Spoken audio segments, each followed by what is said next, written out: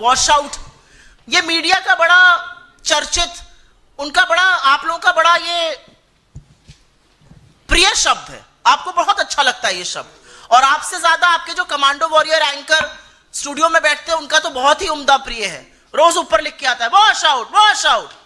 क्या है wash out? और भारत का सदन क्यों है?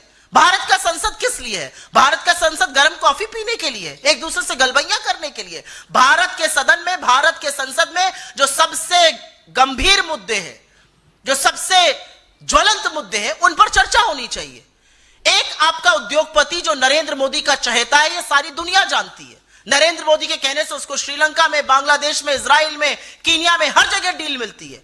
एक ऐसे उद्योगपति के खिलाफ संगीन आरोप यूएस की डिपार्टमेंट ऑफ जस्टिस की ग्रैंड जूरी ने लगाया है। 2 साल की जांच के बाद लगे ये आरोप, उसमें एफबीआई और एसईसी संलग्न है।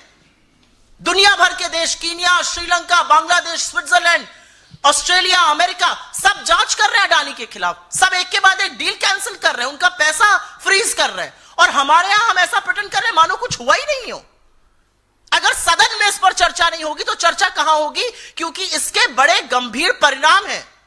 अडानी पर जो जांच लगी है और जो शिथिलता नरेंद्र मोदी की सरकार और नरेंद्र मोदी के लोग और उनकी एजेंसियां दिखा रही हैं, वो पूरी तरह से भारतीय उद्योग जगत पर, भारतीय मार्केट पर, भारतीय इन्वेस्टर के लिए बहुत बुरा संकेत है। ये कहीं ना कहीं हमारी जो कानून व्यवस्था है उस पर सवाल उठाता है, ये फेयर प्ले पर सवाल उठाता है, ये कॉर्पोरेट गवर्नेंस पर सवाल उठाता है, और इसलिए इसकी चर्चा सदन में होनी चाहिए।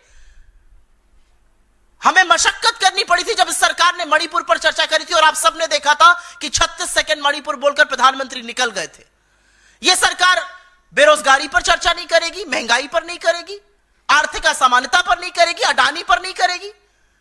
तो मोदी वंदन करने के लिए सदन नहीं है, वो बीजेपी के हेडक्वार्टर में करिए।